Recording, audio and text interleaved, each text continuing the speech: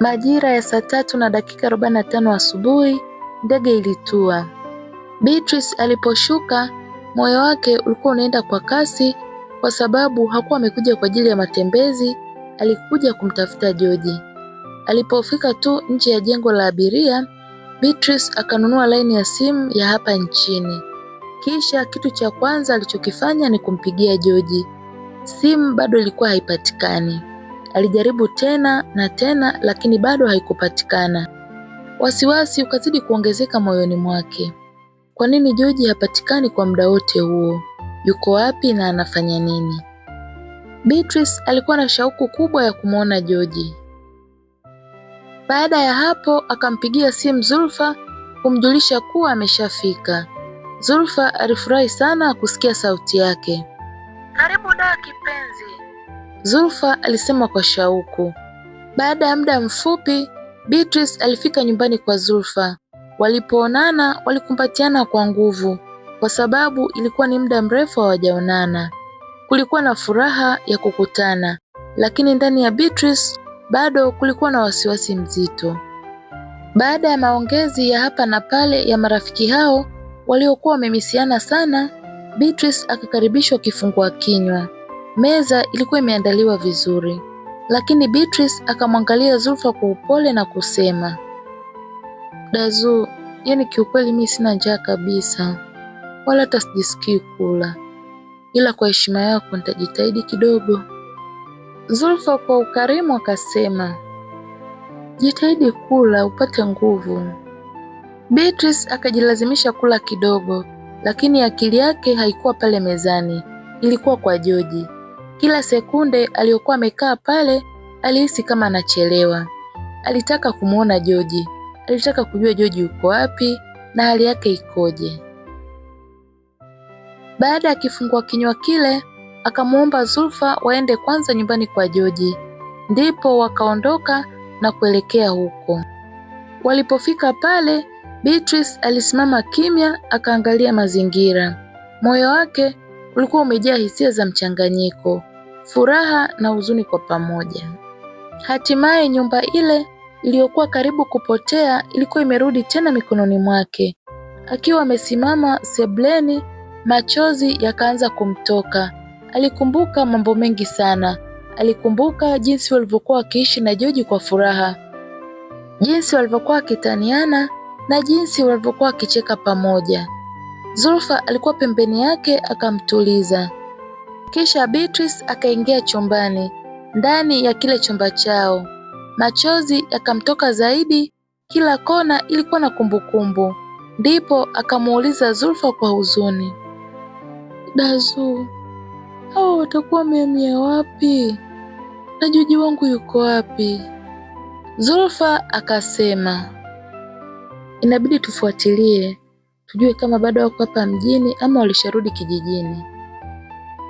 Ndipo Beatrice akaongeza kusema, unajua Dazu, mtu ambaye anaweza kanipa taarifa kamili ni Peter. Yaani huyu shemeji tulikuwa tunapatana sana. Mara nyingi alikuwa upande wetu kila kipindi cha matatizo ya ndoa yetu. Lakini sasa sina namba yake. Baba yake Peter na baba yake George ni ndugu. Peter alikuwa anamkubali sana Beatrice.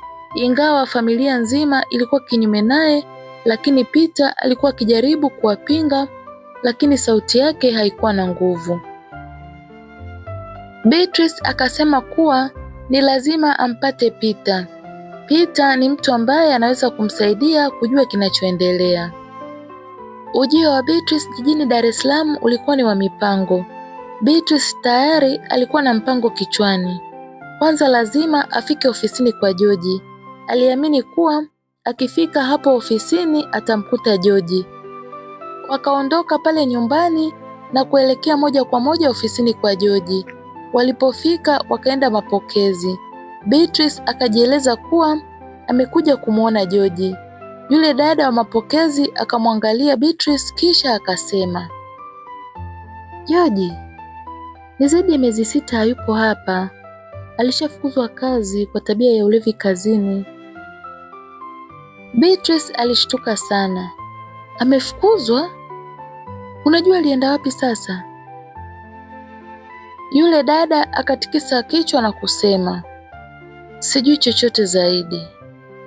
Ni kweli George alikuwa amefukuzwa kazi kwenye kampuni hiyo kwa sababu ya tabia ya ulevi. Utendaji wake wa kazi ulikuwa umeshuka sana. Licha ya maonyo kadhaa, lakini George hakubadilika.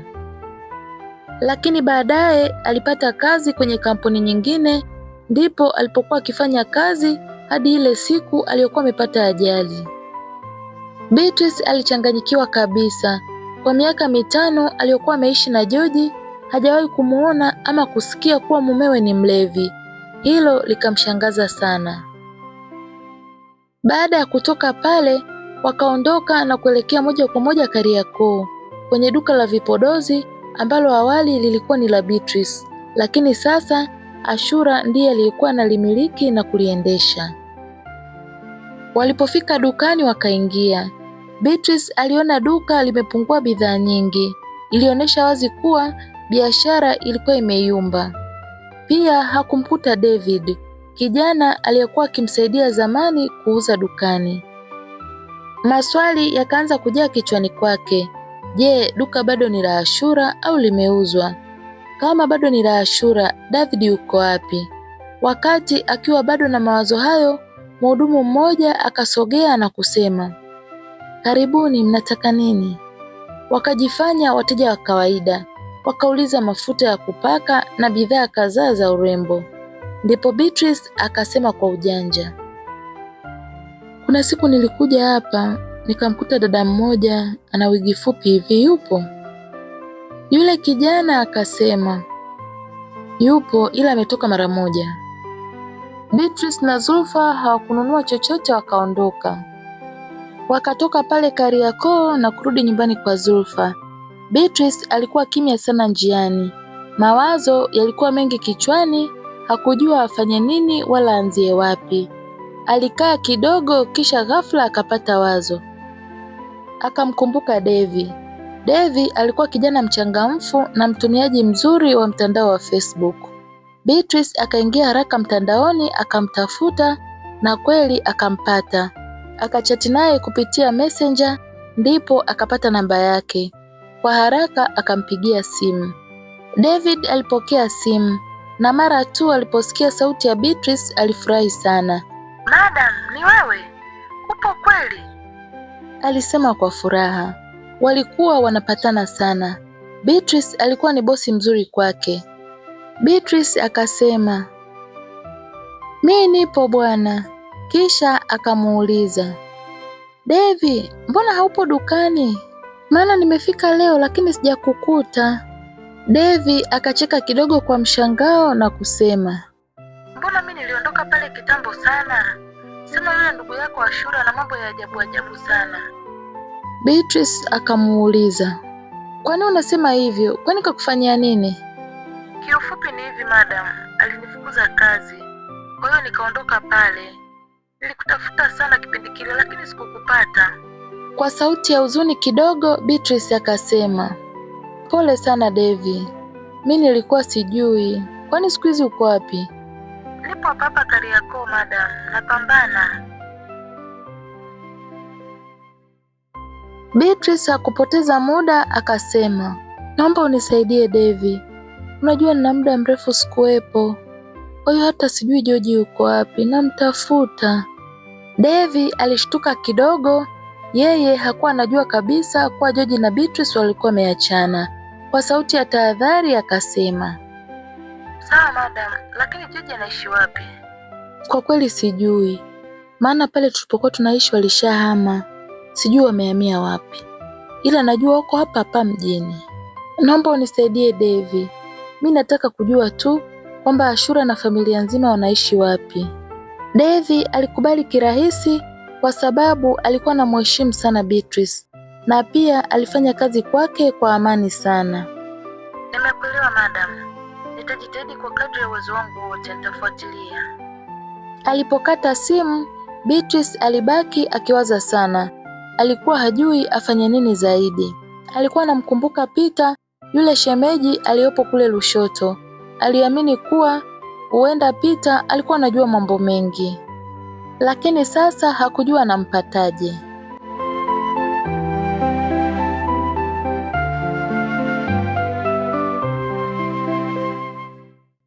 Na kule jijini Nairobi, nyumbani kwa kina Beatrice, mama yake aliamua kwenda chumbani kwa Beatrice.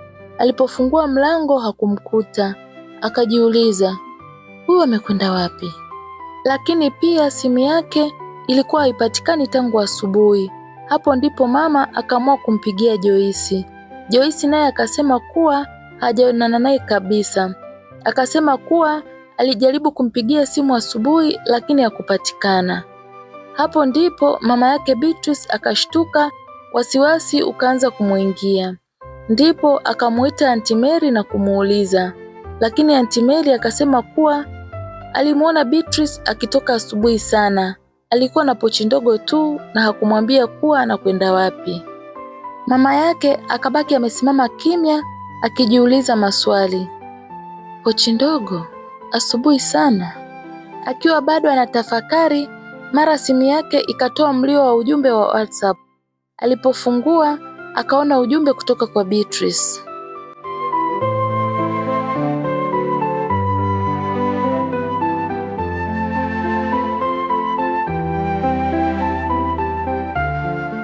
Mama akasoma ule ujumbe mara mbili.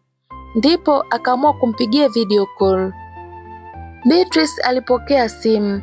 Mama yake akasema kwa sauti ya ukali kidogo, hivi kweli mwanangu, unaweza ukasafiri bila kuaga? Samahani mama, sikutaka kukusumbua. Nimekuja tu kumuona dada Zulfa. Ni muda mrefu sijamuona, nilikuwa nimemmisi. Kisha akamgeuzia simu Zulfa na kusema, Dazu, huyu hapa mama, msalimie. Zulfa akachukua simu na kumsalimia. Shikamoo mama. Marahaba mwanangu, za siku nyingi.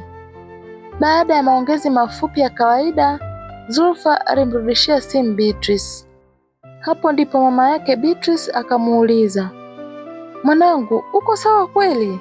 Beatrice alitabasamu kidogo, lakini tabasamu lake alikuwa la kawaida.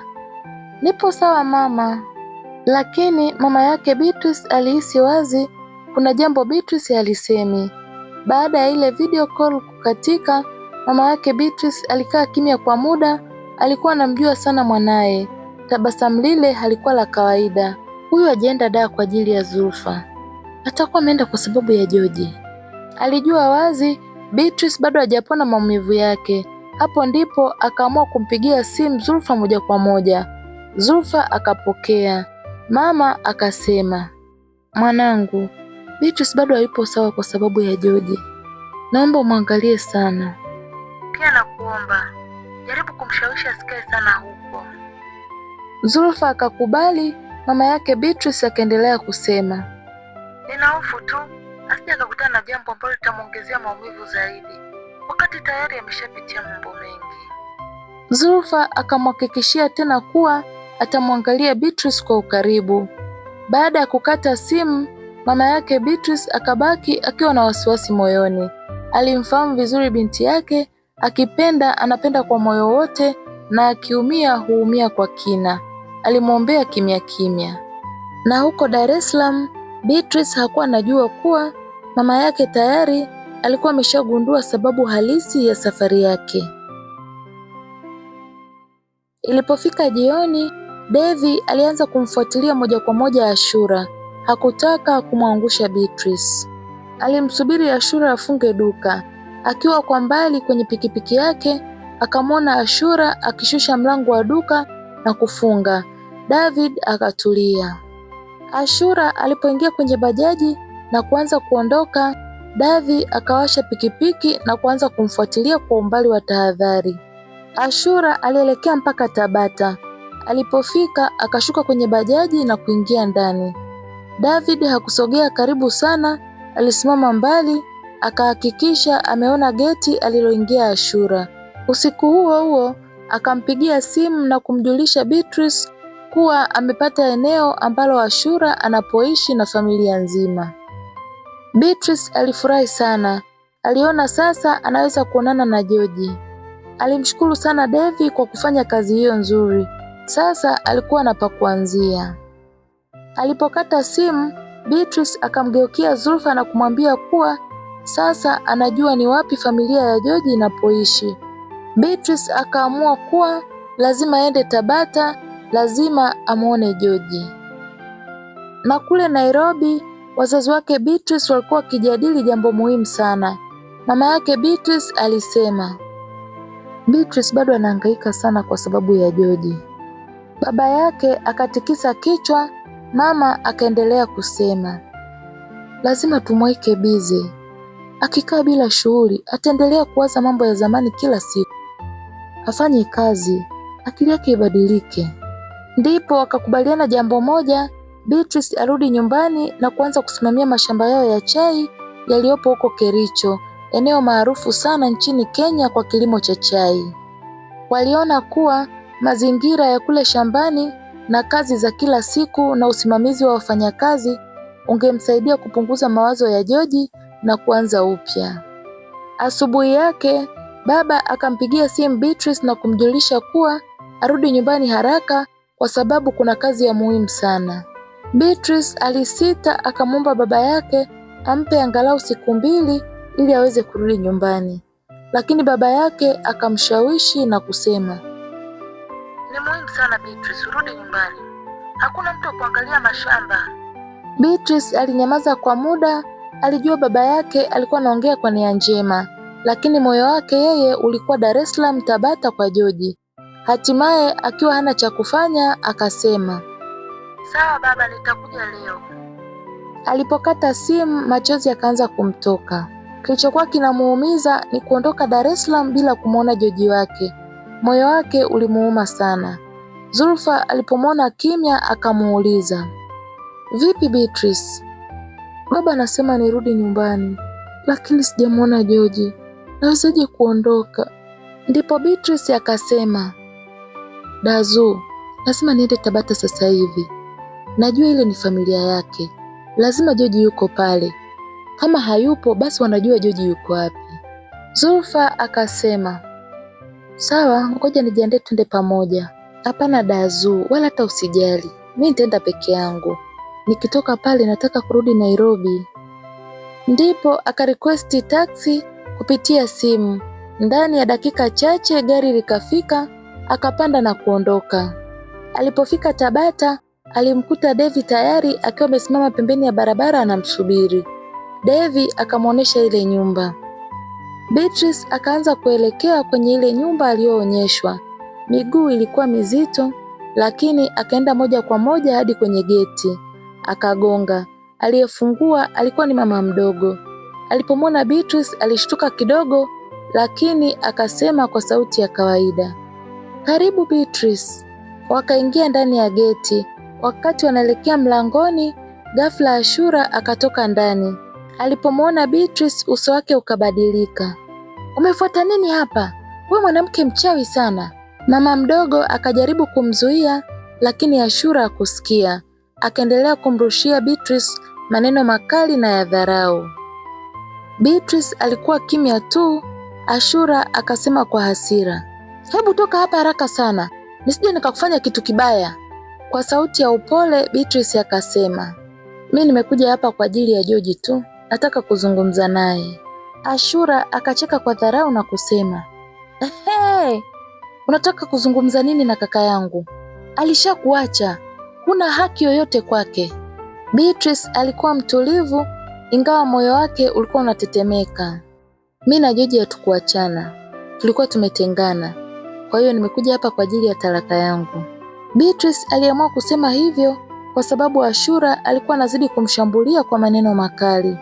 Ashura akapaza sauti, baada ya muda wote huo, leo ndo unakuja na mambo ya talaka eh? Talaka kaichukue huko makaburini. Beatrice alishtuka na kuuliza, unasema nini? Unamaanisha nini kusema hivyo? Ashura akaendelea kusema kwa sauti kali na ya ukatili zaidi, kama ulivyosikia, George alishakufa siku nyingi, kwa hiyo inatakiwa umsahau na umfute kwenye akili yako. Beatrice alishtuka sana, machozi yakaanza kumtoka bila kujizuia. Ashura akaongeza kwa sauti kali, hebu toka hapa haraka, usituletee sisi uchuro. Beatrice akatoka pale akiwa mnyonge sana. Alipotoka nje ya geti, aliweka mikono kichwani na kuanza kulia kwa uchungu mkubwa. David akamfuata haraka. Madam, kuna nini? Lakini Beatrice hakuweza kuzungumza vizuri, sauti yake ilikuwa inakatika katika. George.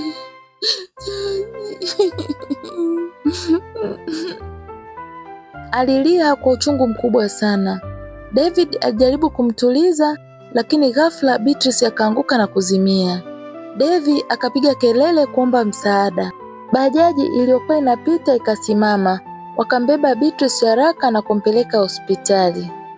Alipofika, madaktari wakaanza kumhudumia haraka.